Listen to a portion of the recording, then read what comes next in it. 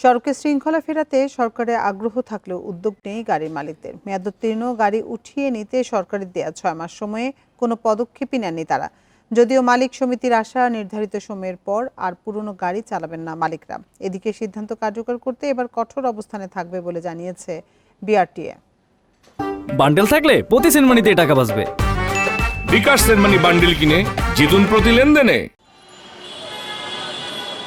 বিআরটিএর হিসাবে সারা দেশে ৭৫,০০০-এর বেশি বাস, মিনিবাস, ট্রাক, কাভার্ড ভ্যান ও ট্যাঙ্ক লরির আয়ুষ্কাল পেরিয়ে গেছে, যেগুলো সড়কে শৃঙ্খলার পাশাপাশি পরিবেশের জন্যও হুমকি। সড়ক থেকে এসব গাড়ি উঠিয়ে নিতে গেল অক্টোবরে সিদ্ধান্ত নেয় সরকার। এজন্য মালিকদের ৬ মাস সময় দেওয়া হয়। পাশাপাশি নতুন গাড়ি কিনতে সহজ শর্তে ঋণের আশ্বাসও দেওয়া হয়। তবে সড়ক পরিস্থিতি ভিন্ন।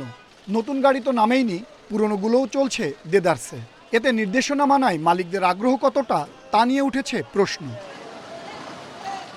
মালিক সমিতি বলছে, সব মালিকদের আগেই সরকারি সিদ্ধান্ত অবহিত করা হয়েছে।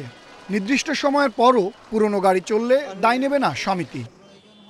মালিকদেরকে আমরা ওয়ার্ন করেছি, আমরা সার্কুলার দিয়েছি, মিটিং করে সভা করে আমরা বলেছি, এবং এখানে ১-২ বা কেউ যদি এর বিপক্ষে থাকে সেটা গ্রহণযোগ্য নয়, কারণ এটা আইন প্রচলিত। আইনের প্রতি আমাদের সকলকে শ্রদ্ধাশীল হতে হবে।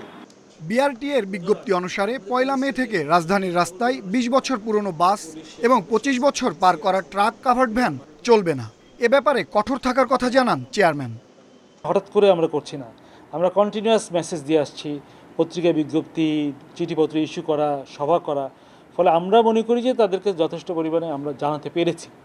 এই পর্যায়ে আশা করি না যে কেউ আর পুরোনো গাড়ি বের করবে, এবং বের করে যদি করে তাহলে আমরা আমাদের আইন অনুযায়ী, আমাদের ম্যাজিস্ট্রেটরা রয়েছেন, আমরা সেই গাড়িগুলোকে জব্দ করব, ডাম্পিংয়ে দিব।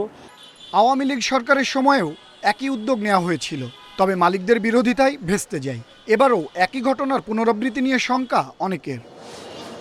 আনোয়ার সাদাত নূর, ইন্ডিপেন্ডেন্ট নিউজ, ঢাকা।